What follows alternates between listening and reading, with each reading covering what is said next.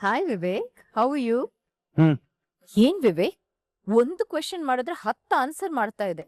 ಈಗ ನೋಡಿದ್ರೆ ಬರೀ ಹ್ಞೂ ಅಂತ ಹೇಳ್ತಾ ಇದೆಯಾ? ಏನಾಯ್ತು? ಏನ್ ವಿಷಯ? ನನಗೂ ಮಾತಾಡ್ಬೇಕು ಅಂತಾನೆ ಇಷ್ಟ. ಲೇಕಿನ್ ಅಭಿ ನನ್ನ ಮೂಡ್ ಸರಿಲ್ಲ ಆಂಟಿ. Why, what happen?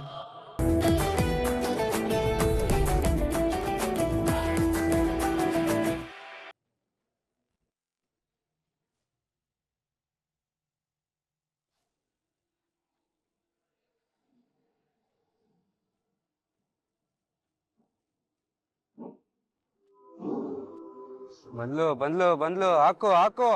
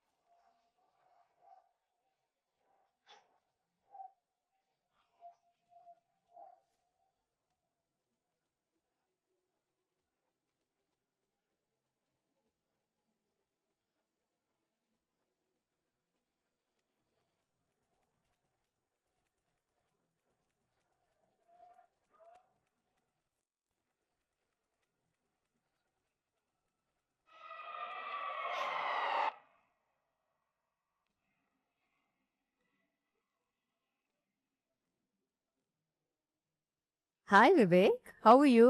ಹ್ಮ್ ಏನ್ ವಿವೇಕ್, ಒಂದು ಕ್ವೆಶ್ಚನ್ ಮಾಡಿದ್ರೆ 10 ಆನ್ಸರ್ ಮಾಡ್ತಾ ಇದೆ. ಈಗ ನೋಡಿದ್ರೆ ಬರೀ ಹ್ಞೂ ಅಂತ ಹೇಳ್ತಾ ಇದೆಯಾ? ಏನಾಯ್ತು? ಏನ್ ವಿಷಯ? ನನಗೂ ಮಾತಾಡ್ಬೇಕು ಅಂತಾನೆ ಇಷ್ಟ. ಲೇಕಿನ್ ಅಭಿ ನನ್ನ ಮೂಡ್ ಸರಿಲ್ಲ ಆಂಟಿ. Why, what happen?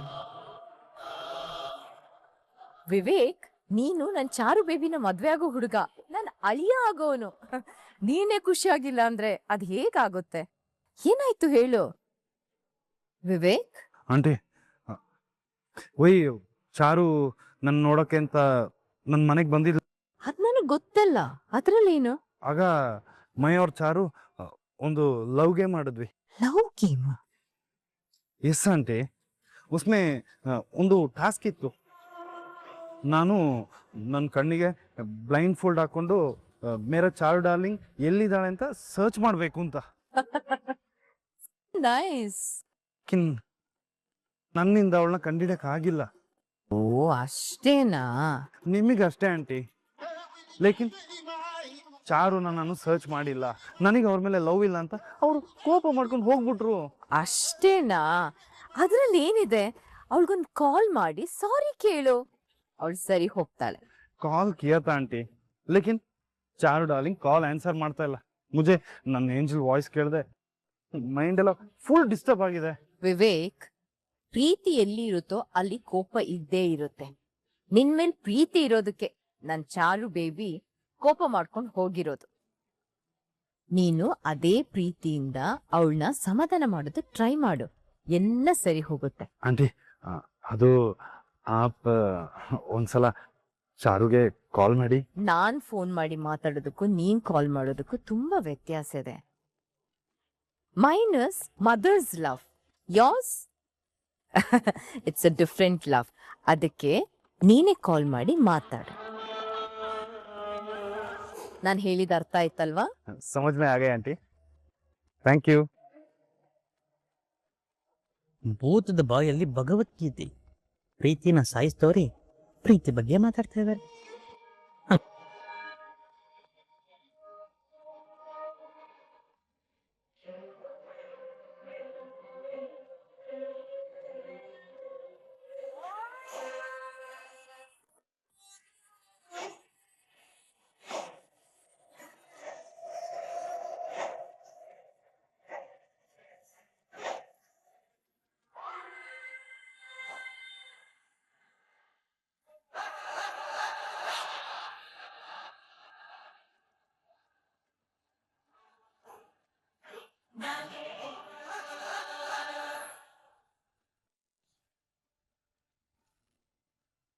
ಹೌದಾ? Okay okay. ದೊಡ್ಡಪ್ಪ, ಫ್ಲಾಗ್ ಇರೋ ಪ್ಲೇಸ್ಗೆ ರೀಚ್ ಆದ್ರಂತೆ. ಅನಿತಾ ರೀಚ್ ಆಗ್ಬಿಟ್ಲಾ? ಅನಿತಾ ಜೊತೆಗೆ ಆ ಚಾನ್ಸಿನೂ ರೀಚ್ ಆದ್ಲಂತೆ. ಏನು ಚಾನ್ಸಿನ ರೀಚ್ ಆಗ್ಬಿಟ್ಲ? ಅಷ್ಟೊಂದು ಅಡೆತಡೆಗಳನ್ನ ದಾಟಿ ಅಲ್ಲಿವರೆಗೂ ಹೋಗಿದ್ದಾಳೆ ಅಂದ್ರೆ ಅವಳ ಗುಂಡಿಗೆ ನಾನು ನಿಜವಾಗ್ಲೂ ಮೆಚ್ಕೋಬೇಕು ಕಣಮ್ಮ. ಬಾವ, ಅವಳನ್ನ ಆಮೇಲೆ ಹೊಗಳೂರಂತೆ. ಮೊದ್ಲು ಅನಿತಾನ ಗೆಲ್ಸೋದ್ರ ಬಗ್ಗೆ ಯೋಚನೆ ಮಾಡಿ. ಮಂಜುಳಾ, ಅಷ್ಟಿಂದ ಅದನ್ನೇ ಅಲ್ವಾ ಮಾಡ್ತಾ ಇರೋದು. ಆದ್ರೆ ನಿನ್ ಪ್ಲಾನ್ ಏನು ವರ್ಕೌಟೇ ಆಗಿಲ್ವಲ್ಲ. ಅದೇನೋ ತುರ್ಕೆ ಪುಡಿ ಹಾಕಿಸ್ತೀನಿ ಅಂದ್ರೆ, ತಂತಿ ಕಟ್ಟಿಸ್ತೀನಿ ಅಂದ್ರೆ, ಇದೆಲ್ಲ ದಾಟ್ಕೊಂಡು ಹೋಗಿದ್ದಾಳೆ ಅಂದ್ರೆ ಏನ್ ಬಾವ ಅರ್ಥ? ಹೋಗ್ಲಿ ಬಿಡು ಮಂಜುಳಾ, ಅವಳು ಫ್ಲಾಗ್ ವರೆಗೆ ರೀಚ್ ಆಗಿರ್ಬೋದು, ಆದ್ರೆ ಫ್ಲಾಗ್ ತಗೊಂಡ್ ಬರ್ಬೇಕಲ್ವಾ? ಓದೋಳಾಗಿ ಸುಮ್ನೆ ಬರ್ತಾಳ? ಹಾಗೆ ಬರ್ತಾಳ ಅಲ್ವೇ? ಹಾಗೆ ಸ್ಟನ್ನಾಗಿ ನಿಂತ್ಕೊಂಡ್ಬಿಡ್ತಾಳೆ. ಚೆನ್ನಾಗಿ ನಿಂತ್ಕೊಬಿಡ್ತಾಳ? ಯಾಕೆ? ಯಾಕೆ ಅಂದ್ರೆ ಆ ಫ್ಲಾಗ್ ಹತ್ರ ಹಲ್ಲಿ ಇದೆ, ಅದಕ್ಕೆ. ಅಯ್ಯೋ ಫ್ರೀ, ನಿಮ್ ಸ್ವಲ್ಪನಾರು ಬುದ್ಧಿ ಇದೆಯಾ? ಅಲ್ಲೇನೋ ಅವಳು ಬರ್ತಾಳೆ ಅಂತ ಅಲ್ಲೇ ಇರತ್ತಾ? ಅದ್ರ ಪಾಡಿಗೆ ಅದು ಹೋಗಿರುತ್ತೆ ತಾನೆ. ಸಾಧ್ಯನೇ ಇಲ್ಲ, ಯಾಕಂದ್ರೆ ನಾನು ಆ ಹಲ್ಲಿನ ಕಟ್ಟಾಕಿದ್ದೀನಿ. ಅಯ್ಯೋ ರೀ, ಅಲ್ಲಿನ ಕಟ್ಟಾಕಕ್ಕಾಗತ್ತಾ? ನೋಡಿ, ಸುಮ್ನೆ ಕೆಲ್ಸಕ್ಕೆ ಬರೋ ವಿಷಯ ಮಾತಾಡ್ರಿ. ಹೌದು ಬಾವ, ಅಲ್ಲಿನ ಯಾರಾದ್ರೂ ಕಟ್ಟಾಕ್ತಾರ? ಹೋಗ್ಲಿ, ಅದೇನ್ ಅಲ್ಲೇ ಇರತ್ತಾ? ಅಯ್ಯೋ ದಡ್ಡ ಶಿಖಾಮಣಿಗಳ, ಹಲ್ಲಿ ಅಂದ್ರೆ ಅದು ನಿಜವಾದ ಜೀವಂತವಾದ ಹಲ್ಲಿ ಅಲ್ಲ, ಅದು ರಬ್ಬರ್ ಹಲ್ಲಿ. ಅಲ್ಲ ದೊಡ್ಡಪ್ಪ, ನಿಜವಾದ ಹಲ್ಲಿಗೆ ಭಯ ಪಡೋದೇ ಕಷ್ಟ. ಅಂತದ್ರಲ್ಲಿ ರಬ್ಬರ್ ಹಲ್ಲಿಗೆ ಹೆದರ್ಕೋತಾಳ ಅವಳು.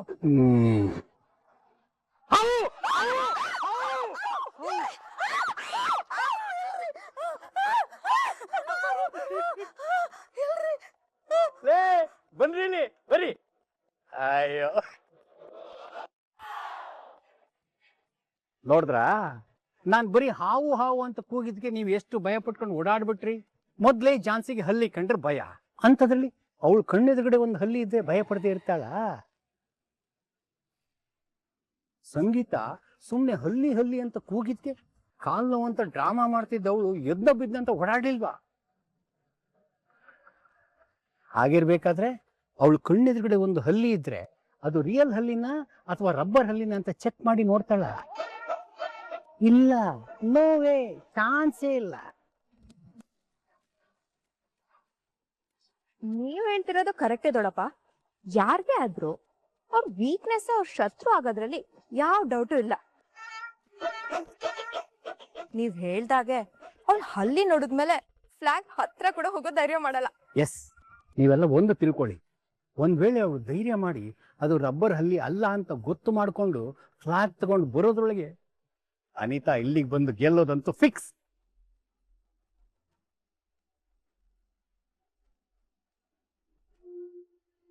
ಏಯ್ ಝಾನ್ಸಿ, ನೋಡೆ ನನ್ ಫ್ಲಾಗ್ ತಗೊಂಡ್ಬಿಟ್ಟೆ. ನೀನ್ ಬರೋಕು ಮುಂಚೆ ನಾನು ಅಲ್ಲಿಗೆ ಹೋಗಿರ್ತೀನಿ. ರಾಘು, ನನ್ ಗಂಡ ಆಗೋ ಟೈಮ್ ಹತ್ರ ಬಂದೇ ಬಿಟ್ಟು. ಹೋಗು, ನಿನ್ ಹಿಂದೆನೆ ಬಂದು ನಿನಗಿಂತ ಮೊದ್ಲು ನಾನಿರ್ತೀನಿ. ರಾಘು ನನ್ನ ಗಂಡ, ಕೊನೆವರೆಗೂ ನನಗ್ ಮಾತ್ರ ಗಂಡ ಆಗಿರ್ತಾನೆ. ಇದನ್ ಯಾರಿಂದನೂ ತಪ್ಸೋದಕ್ಕಾಗಲ್ಲ. ಯಾರ್ ತಪ್ಪಿಸ್ತಾರೋ ಬಿಡ್ತಾರೋ, ಈ ಅನಿತಾ ಇರೋದೆ ಅದನ್ನ ತಪ್ಸೋಕೆ. ತಪ್ಸೋಕ್ ನೀನಿದ್ರೆ ತಪ್ಪದಕ್ ನಾನ್ ಬಿಡಲ್ಲ. ಇದ್ರಲ್ಲಿ ನನ್ ಗೆದ್ದಾಯ್ತಲ್ಲ. ಬರೀ ಮಾತ್ನಲ್ಲಿ ಗೆದ್ರೆ ಸಾಲಲ್ಲ. ನೀನ್ ಮಾತಲ್ಲೇ ಗೆಲ್ಲು, ನಾನ್ ರೇಸಲ್ಲಿ ಗೆಲ್ತೀನಿ. ಬಾಯ್.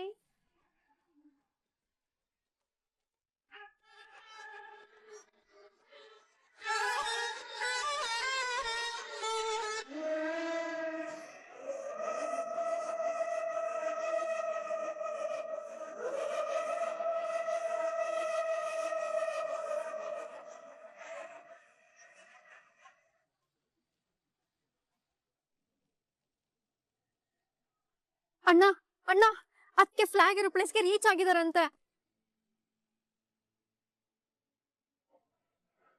ಸಂಗೀತ, ಇದು ಖುಷಿ ಪಡೋ ವಿಚಾರ ತಾನೆ, ಅದಕ್ಕೆ ನೀನ್ ಯಾಕೆ ಇಷ್ಟೊಂದು ಟೆನ್ಷನ್ ಆಗಿದ್ಯಾ?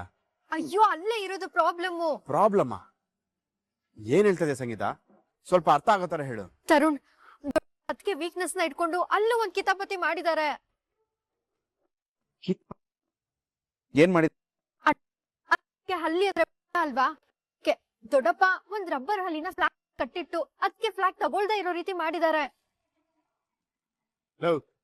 ಏನು ನಿಮ್ ದೊಡ್ಡಪ್ಪ ಇಷ್ಟೊಂದು ಚೀಪ್ ಗಿಮಿಕ್ಸ್ ಮಾಡೋ ಲೆವೆಲ್ಗೆ ಇಳ್ತಿದಾರಲ್ಲ, ಅವ್ರನ್ನೆಲ್ಲ ನೆನ್ಸ್ಕೊಂಡು ನನ್ಗೆ ಬರ್ತಾರ ಕೋಪಕ್ಕೆ.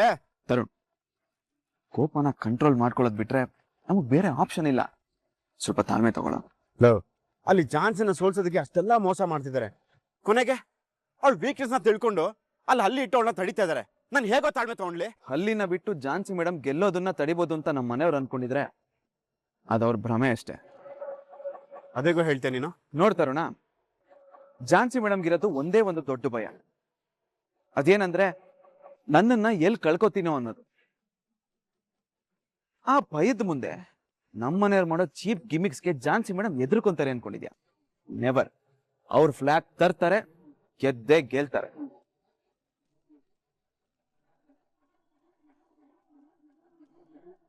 ಪ್ರಪಂಚದಲ್ಲಿ ಯಾವ್ದು ನೋಡಿದ್ರು ಯಾರು ನೋಡಿದ್ರು ಭಯ ಆಗದೆ ಇರೋ ನನಗೆ ಈ ಹಲ್ಲಿ ನೋಡಿದ್ರೆ ಮಾತ್ರ ಜೀವ ಹೋದಂಗ ಆಗುತ್ತಲ್ಲ. ಈ ಒಂದು ವೀಕ್ನೆಸ್ ನನ್ ಬದುಕಿಗೆ ಮುಳ್ಳಾಗುತ್ತೆ ಅನ್ನಿಸ್ತಿದ್ಯಲ್ಲ. ಈ ಭಯ ನನ್ ಗಂಡನ ನನ್ನಿಂದ ದೂರ ಮಾಡುತ್ತಾ? No no, ಹಾಗಾಗ್ಬಾರ್ದು. ಯಮನ್ ಹತ್ರ ಹೋರಾಡಿ ನನ್ ಗಂಡನ ಪ್ರಾಣ ಗೆದ್ಕೊಂಡ್ ಬಂದಿರೋ ಸತಿ ಸಾವಿತ್ರಿ ಹುಟ್ಟಿದ ದೇಶ ನಮ್ದು. ಅಂಥದ್ರಲ್ಲಿ ಈ ಹಲ್ಲಿಗೆ ಹೆದರ್ಕೊಂಡು ನನ್ ಗಂಡನ ಬಿಟ್ಕೊಟ್ರೆ ಅದು ಹೆಣ್ಕುಲಕ್ಕೆ ಮಾಡಿದ ಅವಮಾನ ಆಗತ್ತೆ. ಆಗಿದ್ದಾಗ್ಲಿ ದೇವ್ರೇ,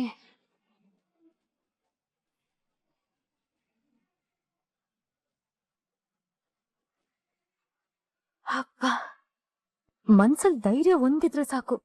ಕೈಯಲ್ಲಿ ಯಾವ ಆಯುಧ ಇಲ್ದೇ ಇದ್ರು ಎಂತ ಯುದ್ಧನ್ ಬೇಕಾದ್ರೂ ಗೆಲ್ಬಹುದು.